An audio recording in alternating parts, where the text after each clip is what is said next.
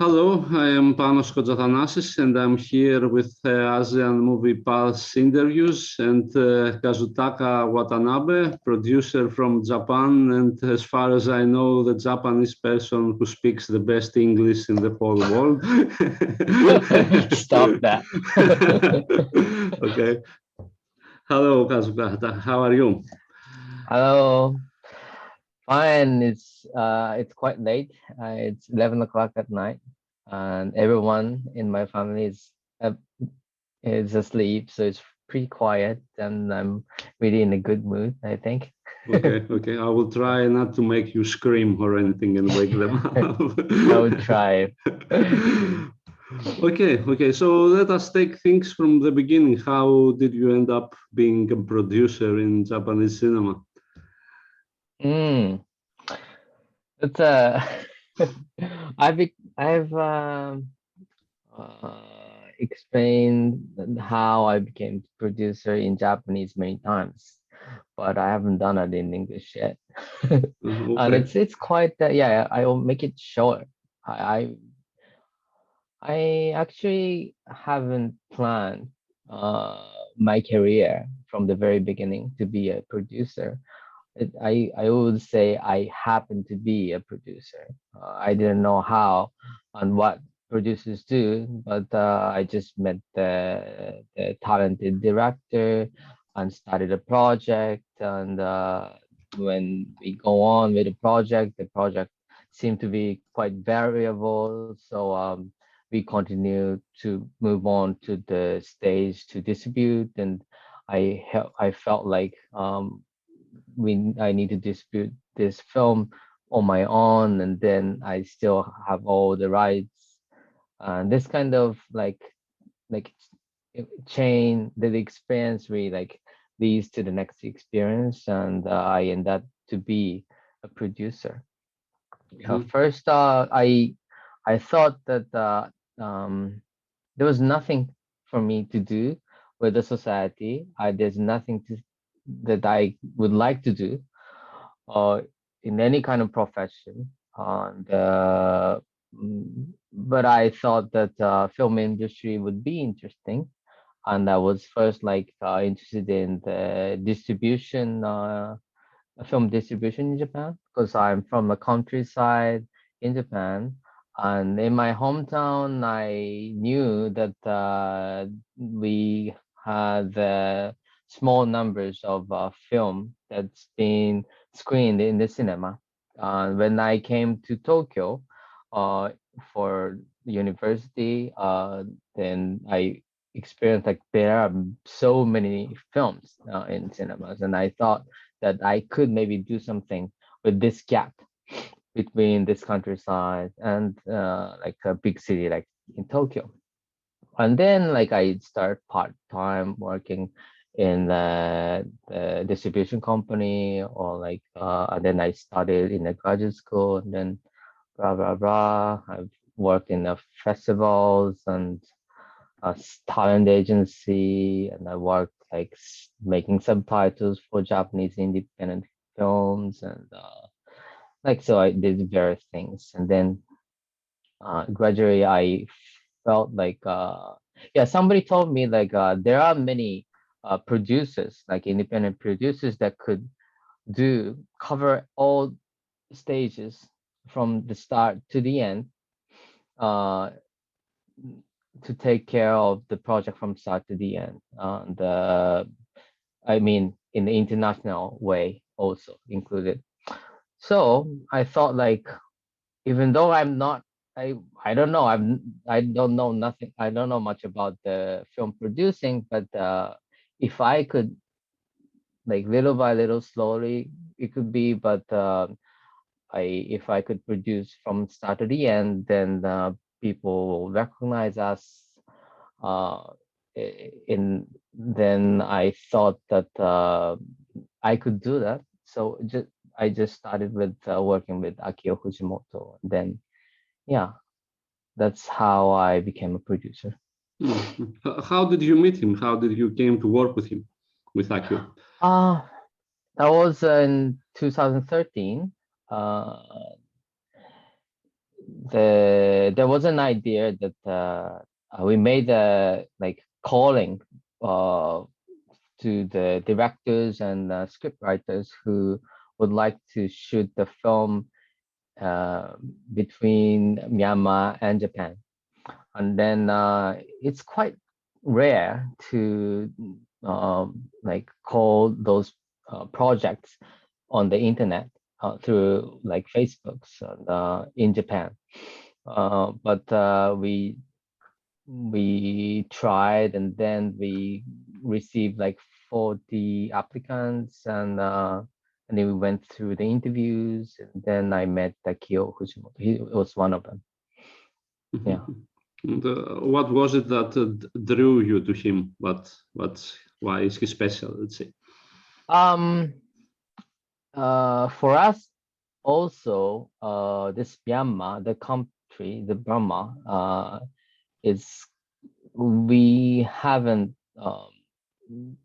we didn't know much about the country, and I knew that most of the filmmakers in Japan doesn't have any knowledge for the country, and I wanted to know that what kind of energy that those applicants have to like work on this topics or theme or countries that they have distance from their lives, and to like go beyond those gaps between their lives and the topic itself.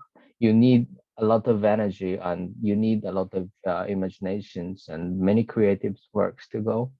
So that's one of the strong elements when we went through all the applicants to the project, because we asked them to like submit the proposal and synopsis and the treatment, and if they could go further, then we asked them to submit the script also. And then Akio Fujimoto was the only one that submitted the script. And also after the deadlines of the calling, I think it was like 2 weeks after the deadline, he revised the script and sent it to me, and he called me directly and saying like, did you read the script? And then that he was the only one that they did it. So we felt like yeah, and we found out that he has nothing, there's no connection with him between Myanmar and him. And then it was quite surprising to find the person, like I think he was like 24 or 5 years old, and he had that kind of creative energy that we could share with. Yeah. And how does the procedure goes for them, for the producer? Let's say, okay, as far as I know, sometimes producer like they put their money in, and then in the end they take what they have put in, and it goes like this. Is this the same with you? How does it work in independent Japanese cinema? Let's say. Yeah, I think it's the same, but the independent cinema in Japan, we don't really like. I think it's the same everywhere, but there's no no one really assures us to distribute our film in the theaters. So we don't know while we are making. We don't know how far the film goes. So we might have no chances to screen in the theater. We might not have no chances to screen in the festival. We really don't know how it could be. It could go. So we and then for us, we asked a lot of individual, not also the small companies, but mainly non-film industry company. Those company and the individual that is outside of the industry, we asked them to give us some cooperative supportive money, and then we didn't really like ask anyone to invest money to the film. So there's no like any money that we need to pay back, or not we need to pay back some money, but we don't have to like split the revenue. So like we also, I put my own money into the film, but we collected a lot of supported money, and all together we made the film. But I don't know whether it is a normal way in Japanese cinema to do that. I think, yeah, I don't know. I don't know the normal way to make a film in Japan. So yeah, that Okay. was how we made it. Yeah. Okay. And are you also involved, let's say, in the shooting and the editing, or are you just watching, let's say, what the director does? Yeah, mainly, yeah, mainly. I don't really like point up a lot of points on the editing, but I always will be with him, like for the Akio Fujimoto's debut film, it's Passage of Life. It was selected in Tokyo International Film Festival in 2017, and then we distributed in 2018. But actually, we shoot the film in 2014, November and December. So it took us like 3 years, kind of, to finish the film after the shooting. So while his quite long post-production process, I was with him talking about the film, about the project all the time. So actually, I think I'm more like a producer, like talk with the director and talk about the project, whether this project is, how to say, there are some cores, like why we're doing this project. And if the the the the version that we made in the editing that goes away from the range of the project that we think that is variable, then I always talk with the director to put it back to the range that we think is variable. Because if it's only variable for the filmmakers, or if it's only variable for the director, then there's nothing, there's no reason for me to be involved. So we like talk a lot about that. But this technical stuff, I think most of the thing, if there are some meanings that directors could answer, then like most of the thing, I just agree with it. Yeah. And how was the reception of the film in Japan, which, since it's an unusual film, an unusual subject, Passage of Life? It went. We screened the film in 25 theaters, in the small theaters. On the actually, yeah, I think it received certain recognition on the yeah, and also this topic, as you say, is quite rare to talk about the foreign residents in Japan. So, but now we find more films that talks about those topic. So people those days were not familiar with that, but we found out that it could be a topic that we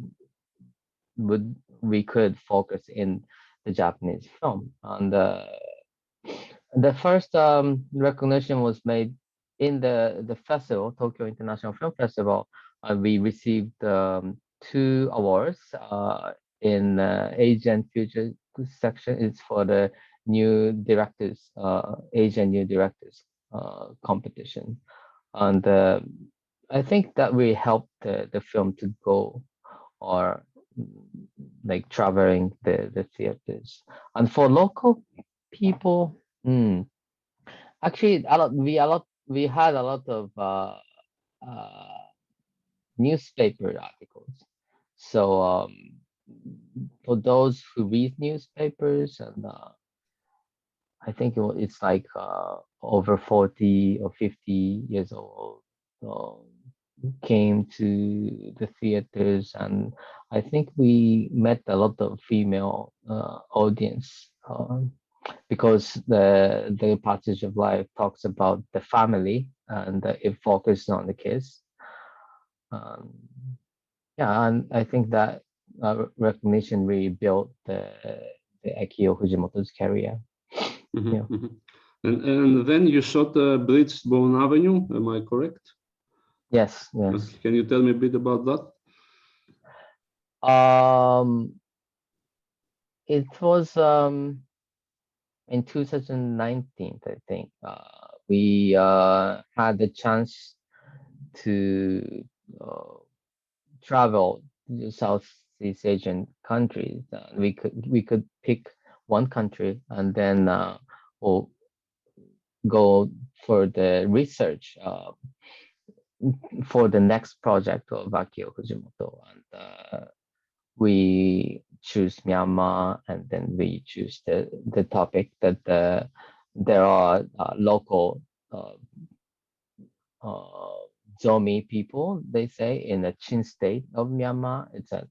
Um, it's about the border between the Myanmar and India, Mhm, and there are many Japanese soldiers' bones that's been underground, and there are many bones that's not collected yet. So we heard that the local people is now digging and working for the Japanese government or Japanese any kind of association. They're working for the money, and then they are sending those bones and many like guns and bullets and remains to Japan. So we were talking with Akio that we could focus on this topic.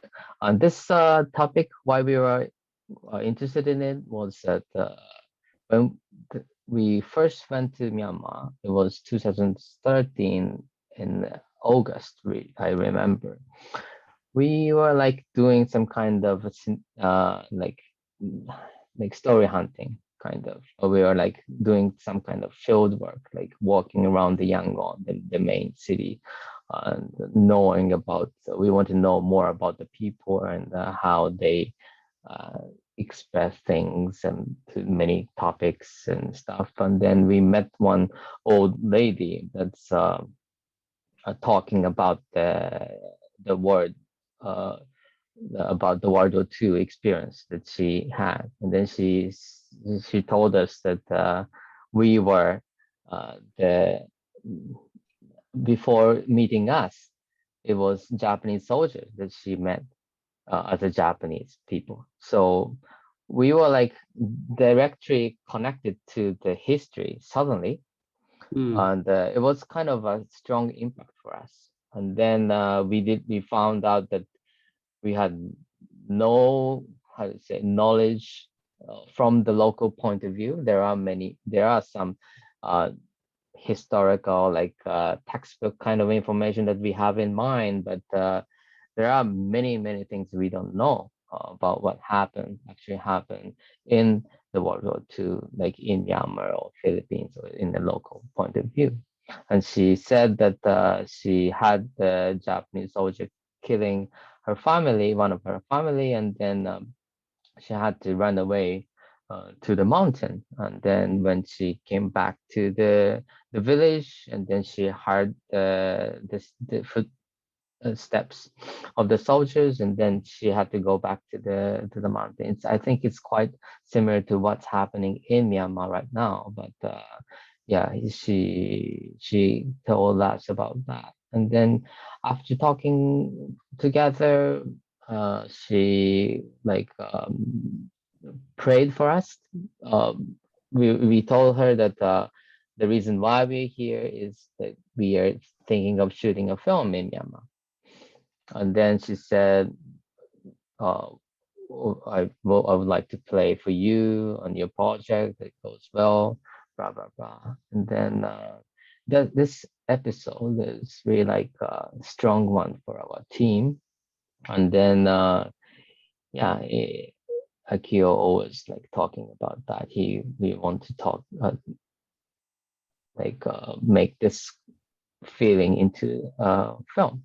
And then I think it's quite strange, but we met Kentaro Kishi, a DOP of the Passage of Life and all the Akio Fujimoto films, and his grandfather died in this World War II in Myanmar. So yeah, so that was we were talking about that in the first meeting when we met with Kentaro Kishi. That he was like kind of excited that Myanmar, it's the country that I really want to go, and he feels some kind of connection that he has not.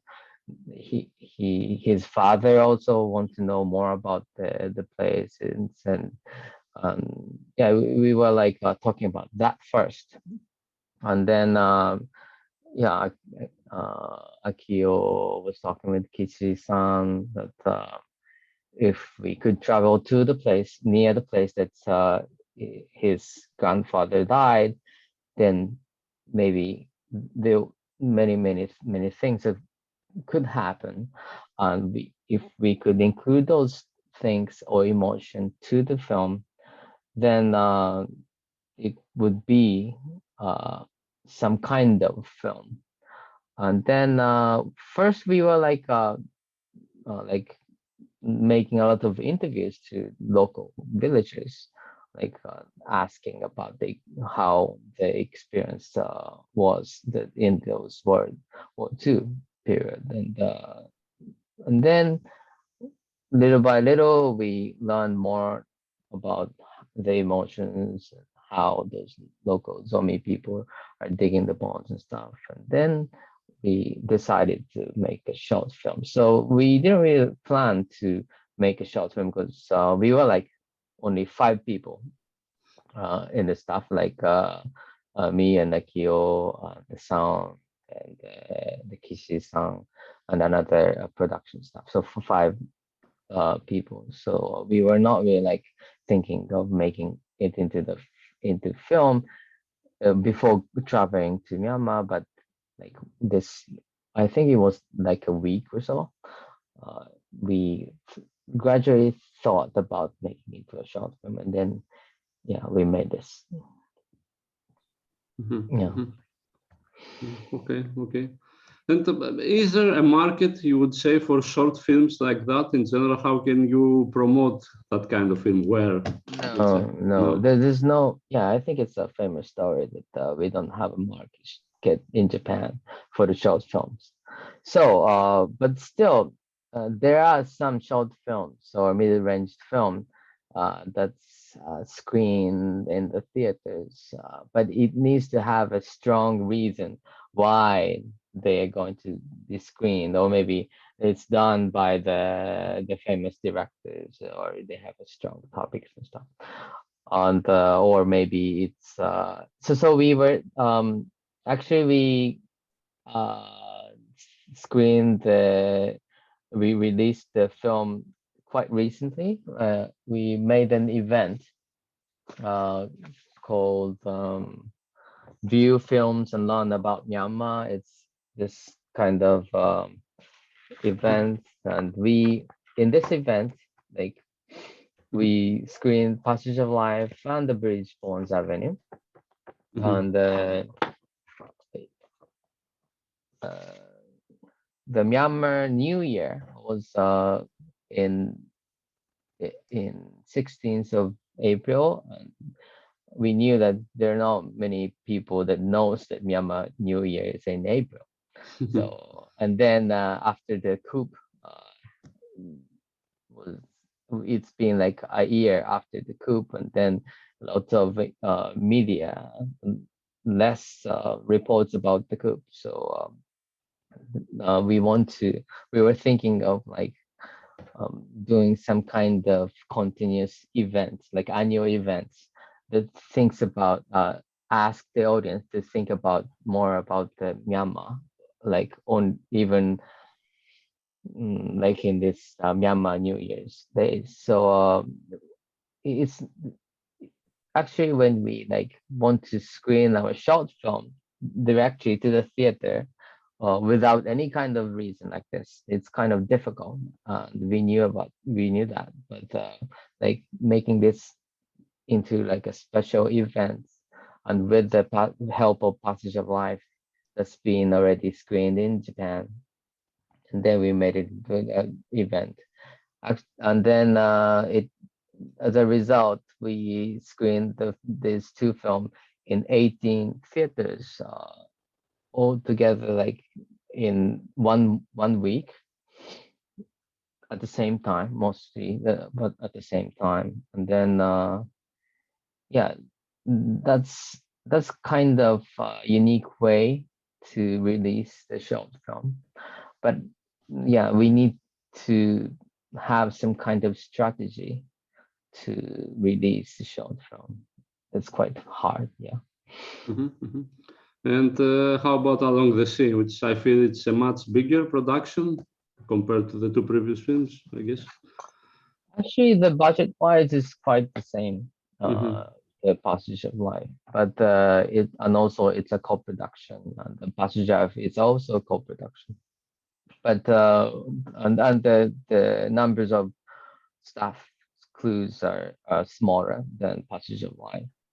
But we knew more, like how we had a lot more strong communication and bonds between the staff because we had experienced Passage of Life. So yeah, the budget wise and the staff numbers are small, about the same or smaller, but yeah, I think the creative process, it was quite strong and solid. Yeah. And okay, how does the casting works in a film like this, which are non-Japanese actors, let's say, for the most part? Is it difficult, or and how involved are you in it?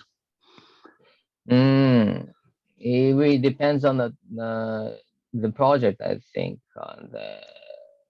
The big difference between the Passage of Life and Along the Sea was like for the Passage of Life, we had to ask to the non-professional actors because there are no professional actors, Burmese actors like these young brothers, and numbers of the Burmese residents in those days, like in 2014, I heard like about 10,000 in Japan. Like half of them live around Tokyo. So we had we knew that there are very small options that we could take. So we just asked many people to introduce us to those brothers. And then we just walked and then talked to them, and we luckily met those family. Yeah, and for the Along the Sea, we went to Vietnam. It's a co-production between Japan and Vietnam, and we had a partner in Vietnam, and then we got fund from Japan to develop the project. So we used the money to do the casting call in Vietnam, and then we had a chance to do an audition to those, including both the professional and non-professional actors. More than, I think we met 100 actresses in Vietnam, and then we were like thinking of having or working with professional actors, but of course it depends on how they look, and we have three main characters, so the combination between them, if it goes well, even though they have no experience, then it could be satisfied. We could be satisfied with that. So we yeah, it really depends on how the project, uh, how to say, if we have a lot of choice, then we go on with it. If we have enough money to go, and if there are like thousands of Burmese family living in Tokyo, then we had more options. And if there are like talent agency or any kind of association that could introduce us to the professional actor, that like child actors, then we could have hired them. But it really depends on the situation, I could say. And Yeah. how do you feel you have changed as a producer from Passage of Life till Along the Sea? How have you improved? What did you change, let's say? Um. Soon after Passage of Life, uh I have another film called Gang. Uh, how to say the I shot the film with the other director, and then we I was working with the local city hall, the local government in the countryside of Japan, and then and also I had the experience shooting in Myanmar, like overseas. So like I kind of combined this two experience together, and then for the Along the Sea, I was like also working with the local government, city hall in Aomori Prefecture. It's a north part of Japan, and then I knew that there are many things that the local government could help us, and I know that what kind of thing that we could give them back also. So I think these two films in the past really helped me to work on Along the Sea. Yeah, in that production wise, yeah, as a producer, I think there are experience that I could use for the Along the Sea, and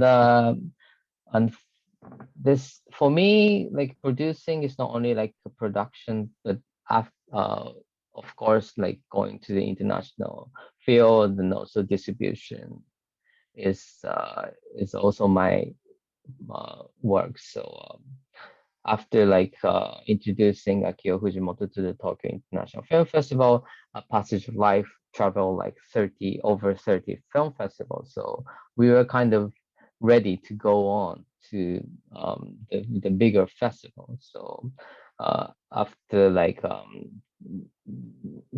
going around the festival circuits, we had a connection with the San Sebastian Film Festival. So Along the Sea went to the San Sebastian Film Festival new directors section, and then we also met the South Asians. And I think that will never happen if it was the first film. And as I told you, like in the distribution process in Japan, this Passage of Life, we had like 25 theaters. We had already a connection with them, so I could like form the distribution um, how to say schedule process quite tight, and I set like 10 cities uh, like scheduled before the first day of the screening started, release in Japan. And then we got a lot of recognition, and it grew until to like 61 or two theaters in Japan. So I think this process also, we never could do it before if it was the first film as a team. Yeah. Mhm, mhm. And you also did some kind of crowdfunding for Along the Sea, like after the movie, if I am correct. Through No, no, not at all. no, No. we did crowdfunding for the Passage of Life. Uh-huh. Okay, okay.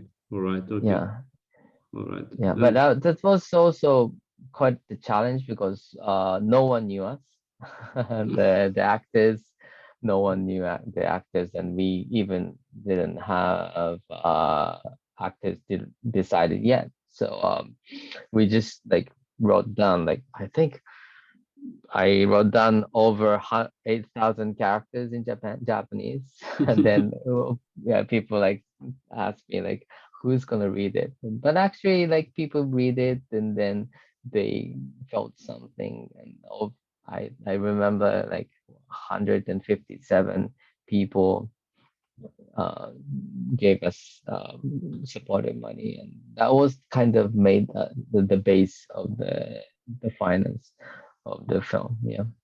Mhm, mhm.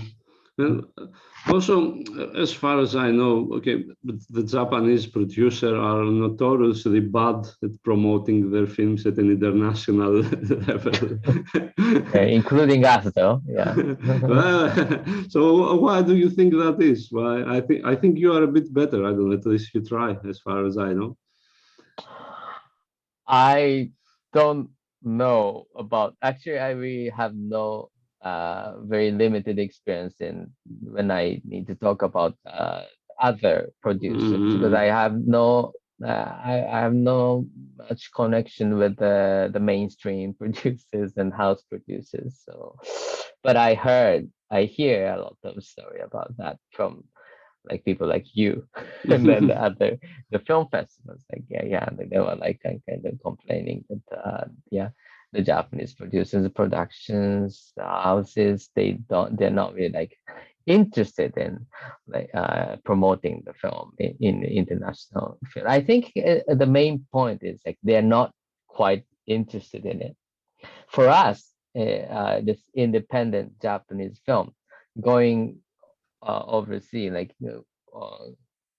approaching to those big festivals and distribution, international distribution is very important, because it's quite hard for us to be recognized suddenly in Japan and make our living. And to like, I think this is one of the way we survive.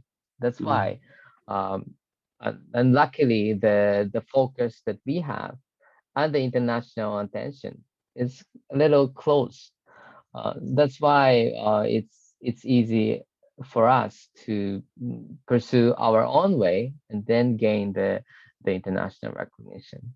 So I think to answer the question, maybe uh, for us, it's we have more strong reason to focus on those international Mhm. distributions and festival screenings. Yeah. Mhm. And okay, this may be a bit personal question, but what I want to ask is, does it make sense financially to be an independent producer in Japan now? Can you make like a No. proper living by being just that? No. No. Uh, yeah, I could answer. I could say no before you ask me the question. But yeah, and I when I see the international, how to say, um, yeah, it's kind of impossible. And like, people could see us like distributing well, film like in 60 theaters, and we received like now 5 international awards and 5 domestic awards for Along the Sea. And people see the project as a pretty successful one, but still we're not really like living only with the film, with like film producing or distribution, and director also. I think it's the same. So this is kind of really like unfortunate thing for people who are thinking of producing or directing film in Japan. It's so that's the reason why I have no friends of independent producers. I have only like 4 or 5 friends that I could talk who those independent film producing. Yeah. Okay, okay. I It's guess the quite far. others maybe cannot afford the phone even or something like that. Okay, yeah, Or I'm they kidding. have some kind of background, like they're rich in the very beginning, or they have like kind Mm, of sponsorships, or they yeah, there are many reasons, but they are very lucky, I think. mhm, mhm. And are you also planning on directing at some point, or have you already? I'm not sure. No. No, yeah, it's I maybe in the future like make one film, but I think it's gonna be like ages later. Like yeah, I don't know. Mhm, mhm. Okay. And do you watch a lot of films in general, or used to? I used to in my college days, but not now.